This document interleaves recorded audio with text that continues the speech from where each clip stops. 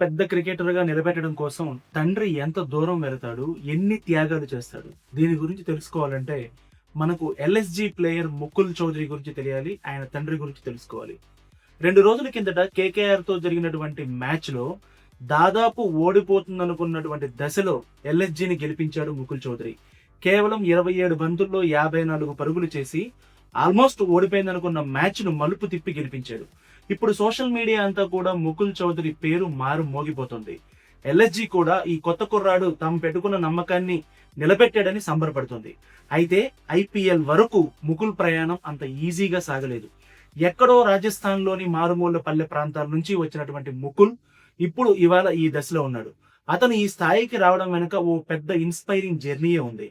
ముకుల్ తండ్రి తనను ఒక క్రికెటర్ గా నిలబెట్టడం కోసం ఉన్న ఆస్తులు అమ్మాడు, ఊర్లు మారాడు, చివరకు జైలుకు కూడా వెళ్ళాడు. మొత్తం మీద ముకుల్ జర్నీని చూసుకున్నట్లయితే కొడుకును ఓ పెద్ద క్రికెటర్ గా నిలబెట్టాలన్న తండ్రి కల కనిపిస్తుంది. దానిని నిజం చేసిన ఓ కొడుకు కష్టం కూడా ఉంది.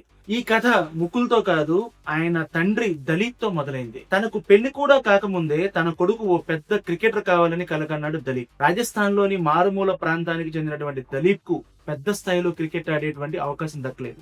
అందుకే తన కొడుకు క్రికెటర్ కావాలనుకున్నాడు. అందుకోసమే మొదటి నుంచి కూడా ప్రయత్నం చేశాడు. 2004లో ముకుల్ పుట్టినప్పటి నుంచి అతన్ని క్రికెటర్ చేయడం కోసం ప్రయత్నాలు చేశాడు. అతనికి 12 ఏళ్ల వయసు వచ్చిన తర్వాత తాను పుట్టినటువంటి జుంజును డిస్టిక్ లో అలాంటి ఫెసిలిటీస్ లేకపోవడంతో దూరంగా ఉన్నటువంటి శిఖర్ జిల్లాలోకి తన మకాంను మార్చాడు. కొడుకును అక్కడ ఓ క్రికెట్ అకాడమీలో చేర్పించాడు. ఆ తర్వాత జైపూర్ వరకు అతని ప్రయాణం సాగింది. అయితే ఈ ప్రయత్నంలో దలీప్ చాలా పోగొట్టుకున్నాడు. కేవలం ఆస్తులను మాత్రమే కాదు, తన సమయాన్ని కూడా కొడుకు కోసం కేటాయించాడు. మొదటి నుంచి కూడా కొడుకును క్రికెటర్ చేయాలనుకున్నటువంటి దలీప్ దానికోసం తన కెరీర్ ను కూడా వదిలేశాడు. ఎందుకంటే ఓవైపు కొడుకుకు శిక్షణ ఇప్పిస్తూనే ఆయన కూడా రాజస్థాన్ అడ్మినిస్ట్రేటివ్ సర్వీస్ RAS కోసం ప్రయత్నం చేశాడు. 6 సార్లు అటెంప్ట్ చేశాడు. చివరికి సర్వీస్ రాకపోవడంతో పూర్తిగా కొడుకు మీదే కాన్సన్ట్రేట్ చేయడం కోసం దానిని వదిలేశాడు. అంతేకాకుండా జీవనం కోసం ఓ చిన్న రియల్ ఎస్టేట్ వ్యాపారం మొదలు పెట్టాడు. కొడుకుకు మెరుగైన శిక్షణ ఇప్పించడం కోసం జైపూర్ కు రావడం కోసం తన ఆస్తిని అమ్మి ఒక 21 లక్షలతోటి జైపూర్ చేరాడు. ఆ తర్వాత కూడా చాలా డబ్బులు అవసరం వచ్చాయి. దాంతో చాలా పెద్ద ఎత్తున అప్పులు చేయాల్సి వచ్చింది. అవి ఏ స్థాయికి పెరిగాయంటే 2-3 కోట్ల వరకు అప్పులు చేరిపోవడంతో చివరకు ఈఎంఐలు కట్టలేక తాను జైలుకు కూడా వెళ్లాల్సి వచ్చింది. అయితేనే ఆయన కొడుకు మాత్రం పెద్ద క్రికెటర్ అయ్యాడు. దలీప్ మాత్రం తాను ఎవరిని మోసం చేసి జైలుకి వెళ్ళలేదని, కేవలం తన కొడుకును ఒక పెద్ద క్రికెటర్ గా నిలబెట్టడం కోసమే ఆ ప్రయత్నం చేశానని చెప్పుకుంటారు. కేవలం అప్పులు మాత్రమే కాదు, బంధువుల నుంచి హేళనలు కూడా మొదలయ్యాయి. ఈ స్థాయిలో అప్పులు చేస్తూ కొడుకు కోసం ఎందుకు ఖర్చు పెడుతున్నామంటూ అందరూ ఆయన్ను, ప్రతి ఒక్కరూ కూడా బంధువులందరూ కూడా హేళన చేశారు.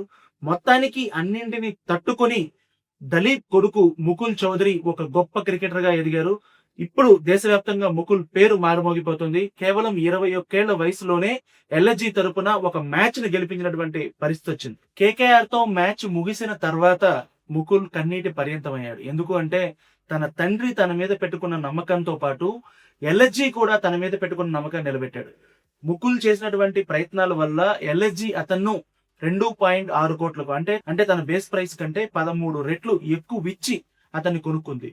తన పైన ఒక కొత్త కుర్రాడైనటువంటి తన పైన పెట్టుకున్న నమ్మకాన్ని నిలబెట్టాలి అనేటువంటి ఉద్దేశంతోనే ఆ మ్యాచ్ ను గెలిపించేందుకు ప్రయత్నం చేశాడు. మొత్తానికి తన తండ్రి పడ్డ కష్టాన్ని తీర్చే తరుణం వచ్చిందని, ఆయన ఇప్పటి వరకు చేసిన అప్పులన్నింటినీ తాను డబ్బు సంపాదించి తీరుస్తానని ముకుల్ చెప్తున్నాడు. అయితే తండ్రి దలీప్ మాత్రం ముకుల్ టీమిండియాకు ఆడితే చూడాలని తపన పడుతున్నాడు. ఇప్పుడు ముకుల్ వయసు 21 ఏళ్లు. అంతేకాదు తను వికెట్ కీపింగ్ కూడా చేయగలుగుతున్నాడు.